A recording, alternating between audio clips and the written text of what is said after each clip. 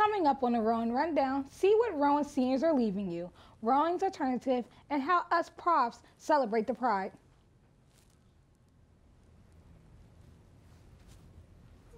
One minute. I am captain of the track team. and if I'm late, she doesn't really think she's going to get out of here, does she? Be nice. She's new. Hello, is anyone there? Ugh!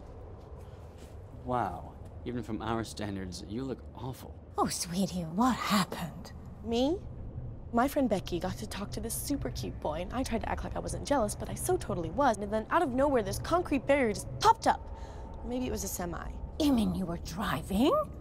Yeah. I mean, I know the whole eyes on the road thing, but this was a super important text. Maybe you have to know, Becky. Texting? Great. But it was only like 5 seconds, and I'm a really, really fast texter, so it wasn't even a big deal.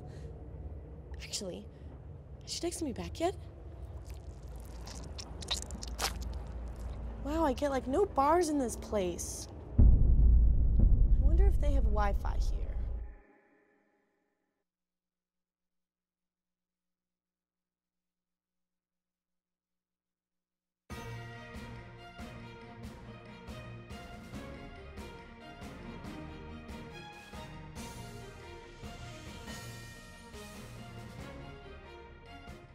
Welcome to the Rowan Rundown. I'm Ellen Unger. And I'm Elisa Harris. Seniors can donate to the Senior Class Gift, which will help incoming freshmen. The money will become scholarships for the number of class members of class of 2021. If you donate $20.17, you will receive a gold and white spirit cord during graduation. Gifts must be donated by Friday, April 28th to be eligible for spirit cords. The gift is a great way for rowing tradition and a way to display your rowing pride, since donation will be listed on the honor roll of donors. The Student Government Association will be sponsoring Senior Night on April 23rd in partnership with Landmark and Chickies and Pete's. SGA is giving thanks to the seniors and their accomplishments by offering free food and fun at both locations. The celebration at Chickies and Pete's will be from 9 p.m. to 1 a.m., and Landmark will host the seniors from 9 p.m. to 2 a.m. Seniors will need their Rowan ID in order to enter. An update has been released disclosing the details of the fire that broke out in the freshman housing complex Mimosa Hall Friday morning at 11:15 a.m. The fire was reported in the first floor room. Police and fire departments responded immediately and cleared the room. The room suffered fire, smoke, and water damage, and the adjacent room suffered sustained water damages and smoke. This cause has not been announced. Students were able to return to their dorms later that day. Rowan University's ACE Women's Network will be having a Lunch and Learn event in the Enion Ballroom April 25th. Dr. Kathleen Waldron, who is the president of William Patterson University, will be there to talk about the importance of moving up in an organization as a way to prepare for future opportunities. The entry fee for this lecture is $10 and lunch, refreshments, and a dessert. Anyone interested must RSVP by noon on April 24th. The American Society for Engineering Education, or ASEE, elected Dr. Stephanie Farrell as president-elect. Farrell is a professor and founding chair of the Department of Experiential Engineering Education in the Henry M. Rowan College of Engineering. Farrell will serve a one-year term as president-elect starting in June 2017 and then serve as president for a year.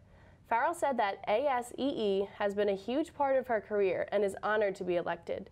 ASEE is the only national engineering education organization that deals with all engineering disciplines. In the conjunction with the Philadelphia Science Festival, Rowan University will have scientific activities April 23rd. The festival, which started in 2011 by the Franklin Institute, brings people across the region together to learn about how science and technology impact our everyday lives. Topics covered at Rowan Science Hall and James Hall will include solar system and electricity. Also, Elderman Fossil Park will be hosting a fossil dig. More information can be found at rowan.edu. National Adopt a Shelter Pet Day is right around the corner, and to get you ready, here is Alyssa Kampa with a special report about things to consider when adopting a furry friend. That's right, Elisa. According to nationaldaycalendar.com, National Adopt a Shelter Pet Day is on April 30th, so you'll have plenty of time to put these tips to use. Pets are a huge responsibility and become stressful if you aren't prepared for them. So before you adopt, I've got a few things that you should take into consideration. For starters, take the time to map out your schedule. Pets require a lot of your time, and if you aren't home enough because of work, classes, and school activities, then it isn't fair to either of you. Shelter pets need a little more time adjusting to their new environment and need a little extra attention. So if you spend more than 8 hours a day away from home, a pet may not be right for you right now. Another thing to keep in mind is the financial responsibilities that come with pets. Emergency vet costs, grooming, supplies, and necessary medications can add up a lot faster than you may think. So if money is tight, you may want to hold off on getting a pet for now. The last tip is to consider your housing situation. Unfortunately, many rentals have pet restrictions, either banning certain breeds, putting restrictions on size and weight, and banning pets entirely. Many will even charge fees that will be added to your rent payments, so check with your landlord before getting a pet. Or if you plan on moving, look into the rules at that development as well. Shelter pets are feeling abandoned and scared, so separation anxiety is common when pets are first getting used to their new home. But just don't give up and be patient. Show them lots of love and they'll get through it. Adoption is always the best option there, and there are tons of lovable pets of all ages at your local shelter that need a second chance. That's all the tips I have for this special report. For the Rowan Report, I'm Melissa Compa. Now back to you guys at the desk. Stay tuned to find out about Rowan's alternative and hear Cody's opinion about gourmet dining.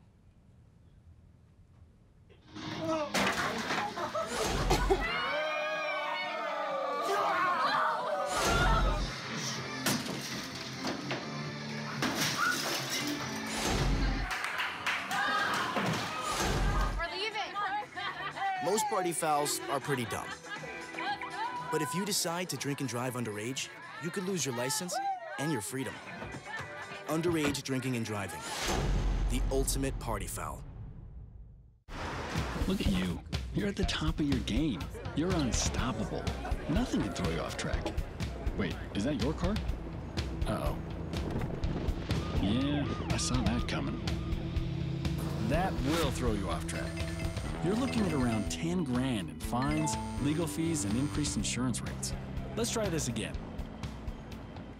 Smart move. Because buzz driving is drunk driving.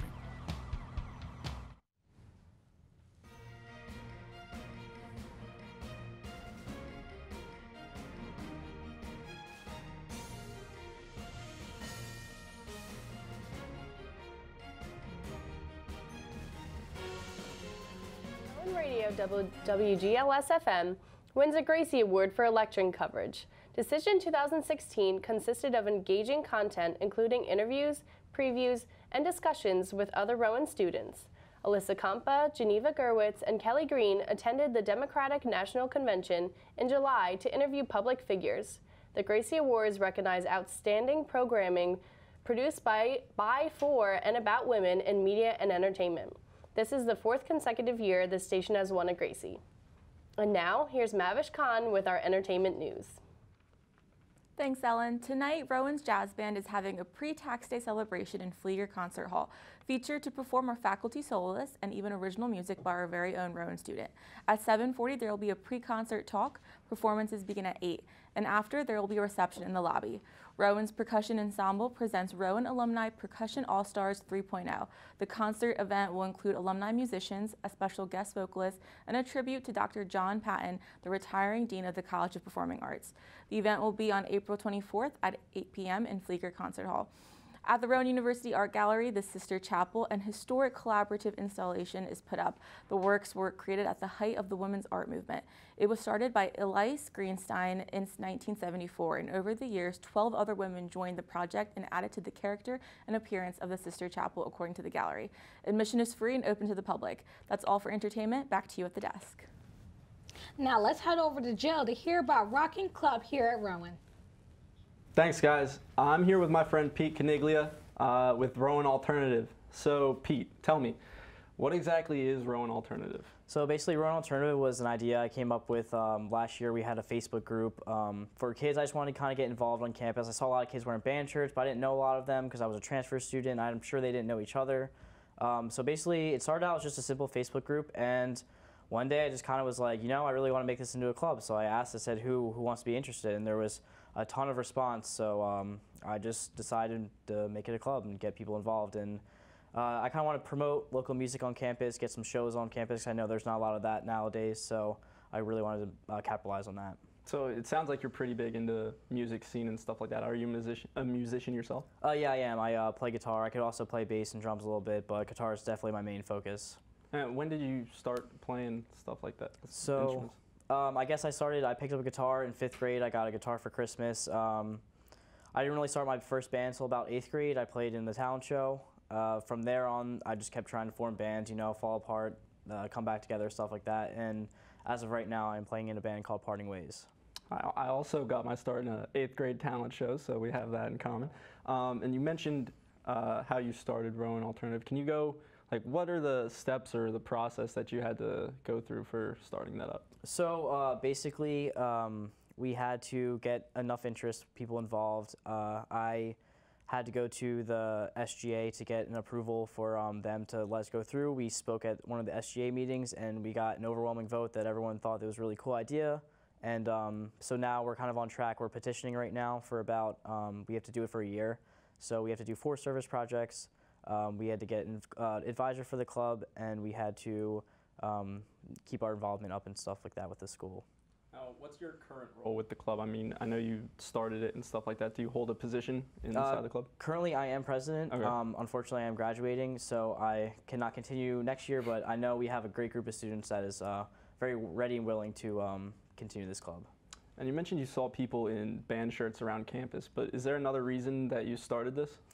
So basically, I love shows. I know there's a bunch of other colleges that bring shows to campus. I didn't think there was too many here, so I originally went to a couple of school programs that were supposed to do live events and stuff like that, and they weren't really satisfying what I wanted. So I kind of wanted to, you know, break away and start my own thing. You mentioned there's no shows, but what about Holly Bash? Doesn't everyone love Holly Bash? Hey, man. Well, that was kind of, I guess, my reason. I want to bring different styles of music. I'm not super into the pop. I know a lot of people are, but I feel like there's really a movement here for a little bit better kind of music that we can bring to campus and not just what certain people want. And when do you have meetings, or what do the meetings encompass? So basically, our meetings now for the rest of the semester are Mondays at 6:30.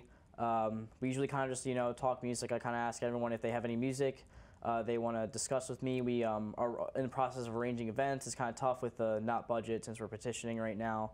But I guess a general meeting comes in, everyone comes in. I kind of just like start the meeting, go around the table, kind of see what everyone's been into recently. We discuss events that we kind of want to start, see what everyone's opinions and stuff are about that. And then we go from there. We try to do as many events as we can. So next meeting's Monday? Monday. When's the last meeting of the semester, since the year's almost over? Yeah, so our last meeting's gonna be the week before finals, so the last week of April. All right, so last week of April, make sure you guys check out Rowan Alternative. What time's the meeting at? 6:30. 6:30 in Student Center? Yeah, Student Center. All right, make sure you're there, guys. Sounds like a great club. Wish I could be there. I have class. Make sure you're there, though. The entire Rowan community is invited to celebrate the retirement of beloved Dean John Paston. John Paston is the Dean of the Performing Arts. He joined the staff back in 1998, and since that time, he has served as professor, director of the bands, chair of the Department of Music, and in 2012 was promoted to dean. The celebration takes place Friday, April 28th in Wilson Hall. With his opinion on Rowan's dining services, here's Cody Decker. Thank you, Elisa. One of the biggest challenges of being a college student is trying to find time to eat. Another is to decide what to eat. However, gourmet dining on campus is forcing us to ask another question. Why does the food not taste gourmet? Rowan brought in the new dining service 3 years ago to replace Sodexo, and in my opinion, it has not produced great results or great food. Most of this blame is on the cafeteria and its staff. There are 2 big issues with the marketplace. Number 1, food does not stay hot, and number 2, the food is not being refilled after a reasonable amount of time. Now, the dining service just offered a survey about a month ago to students who eat at various locations, but that survey has been done at least once each year, and they are clearly not listening to any of our suggestions because not much is changing. To put the icing on the cake, if more students are going to come here and the food is terrible and does not improve, What kind of image are we setting? That's my opinion. I'm Cody Decker. Back to you at the desk. Now let's head over to the Rowan Roundtable. Thanks, guys. I'm Ayana Gore-Nelson, and today I'm joined with David Kincaid and Jennifer Spencer. So our first topic that we're going to get into are the fire alarms that's been going on in the residence hall. So what do you guys think about that? Well, there were fires recently on campus in Mimosa Hall, and so Rowan officials pulled fire alarms. And then they went in people's room and found alcohol, a cat, drugs. That's personal belongings. People are going to break the law all the time, but that's their own privacy place. Let them keep their privacy stuff. I get it's on campus, but they just can't go breach of privacy like that. If I had a warrant out for my arrest or they could have come in my house, at least I know they're coming because I know I did something wrong. They didn't even know. I mean, I understand the point of it. I just think that they should find other ways than pulling a fire alarm, because when there is an actual fire, nobody's going to leave their dorm because they're just going to think that somebody's coming in to go through their stuff. Now, I live on campus, and I came in yesterday. My room door was wide open. My roommates' room doors were wide open. So that really caused an issue for us. Next topic, finals. What do you guys think about finals? It's coming to the end of the semester. That time is approaching. So they changed the schedule on us. So our finals aren't during our actual class time, which interferes with my work schedule. I like that we have the extra time for the final. Instead of an hour and 15 minutes, we get 2 hours. But now I have to rearrange my whole schedule just for 1 week. Yeah, and I got a work schedule too, and you know, they do it. We could do an at-home portion, we could do an in-home portion, but you know, if the semester is 4 months long, they emphasize this 1 hour session that goes too long, and literally it's a one-time thing. Why put all the work into one time? I'm here for 4 months. Give me work throughout. I don't need one big test to dignify if I'm learning anything or anything. Now, going off the same subject, towards the end of the semester, you guys are both seniors, so you guys are graduating or walking. So how do you feel about the graduation cost? So my only cost is the cap and gown for the commencement in May. I don't graduate until the fall, but since there's no ceremony in the fall, we get to walk in May. So I didn't pay the graduation application fee yet, which I know Dave did. Yeah, it was $65 plus $42, including tax, for the cap and gown. And if you got any band, if you were actually smart, if you applied yourself in school, what you're supposed to do, you have to pay an extra $13 for each band of achievement that you got. So that could get really expensive. So I just feel like, why are we punishing people for working hard to earn something that they really are dedicated doing? Why do we have to pay more money for it? I don't understand. I definitely agree with you there. I'm a junior, so I have another year to go. And just hearing like all the seniors talk about this graduation cost, I'm not looking forward to it. That's all the time we have for now. Back to you at the desk. I'm Ayana Gore-Nelson. Here to talk about the newly announced senior send-off celebration is here, Dino Arlen Tulis. Hey guys. Hey. Hello. So, the senior send-off, it's an event organized by the Alumni Engagement and the Division of Student Life. It's on May 5th from 5 to 9 p.m. It's basically a good time for seniors to have fun before graduation. So, what's going to be at this event? Well, the event is going to be live music from Bert Sienna. There's also going to be a photo booth, a cash bar, and there's also going to be a champagne toast. Additionally, you'll be able to get a alumni T-shirt as well as picking up your yearbooks. And do you have to pay? No, the event is free to all seniors, but make sure beforehand you pre-register online. So who can students contact for the rest of this information? Well, the students, they can email the Office of Alumni Engagement at alumni.edu or call 856-256-5400. Well, thank you, Dino. No problem. Coming up, Matt will break down the weather for the weekend.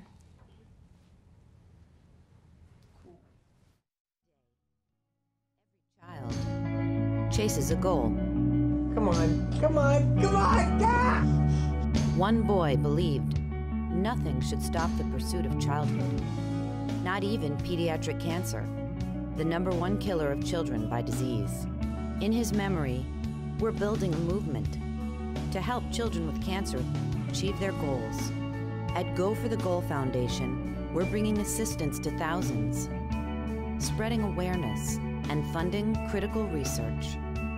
Join us as we work towards the ultimate goal, curing pediatric cancer.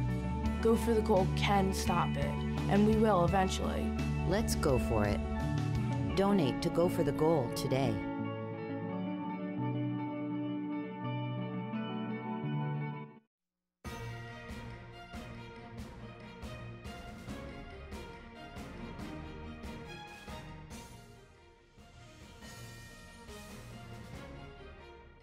Pride Week, sponsored by the Office of Social Justice Inclusion and Conflict Resolution, concludes tonight. Throughout the last 2 days, students, faculty, and staff of the LGBTQIA+ community gathered for the events including free food, activities, and discussions. The goal of the week was to build support towards the community. The final event will be tonight in the Chamberlain Student Center, room 144, the 7 to 9 p.m. True Colors will be hosting their biannual clothing swap featuring food and hair makeup tutorials. Spring has officially sprung, and that means it is time for Rowan's Rangila's 3rd annual Holly Festival. It will be held on April 22nd at 3 in the Willow Gazebo. Bring your friends and come celebrate the welcoming of this beautiful weather. Don't forget to wear your white attire and participate in throwing colored powder in honor of the beautiful colors the season brings. Tickets are on sale for $5 each and can be purchased in the Student Center. Here's Matt to tell us what weather to expect in the upcoming week. Thanks, guys. Tonight's forecast is going to be cloudy, 43 degrees, but the good news is going into the rest of our forecast, it warms up drastically. The high on Friday, 67 degrees and the low of 45. Weather's going to be partly cloudy. Not a great day, but also not a bad one either. Saturday, 65 for our high, 57 for our low. It's going to be cloudy, but it should be really comfortable, so get out, get up, and do stuff. Rest of our week, Sunday through Tuesday, is mostly sunny. High of 83 on Sunday with a low of 61. Monday is a high of 74 with a low of 46. And Tuesday is a high of 66 with a low of 47. And now, over to the weather window. All right, so as you can see here, I got a shot of 322. This is the Campbell Library, and these are a bunch of students in between classes. Important thing to notice here is the sky, picture perfect, very little cloud cover. And if we go on to the next one, this is the Townhouse Complex. Again, trees are starting to bloom, weather's starting to stabilize, and the sky is gorgeous. And our final shot here is the Memorial Park down in the corner of Main and High Street. Again, keep an eye on the sky. It is absolutely gorgeous. That's the type of weather you're going to be looking to expect as we go into next week. So, how about this weather? It's finally, you know, it's nice. We're not having these crazy temperature swings. Feels like spring. I just hope that it stays like this. It's been the past couple days, like nice weather, sleep with the windows open. I'm like, okay, like, is this like a turn for actual spring weather? Exactly. Now, do you guys have any plans this weekend? I mean, I work every weekend, so I'll be stuck inside, unfortunately. I don't know about you. I'm going to be seeing my nieces and nephews. They're actually in town. So I think I'll take them to the park, hang out with them, do something Easter weekend. So, yeah. Very good. Thank you, Matt. Yep. Yes, thanks. All right. That's all for the Rowan Rundown. I'm Ellen Unger. And I'm Elisa Harris. Thanks, back to you.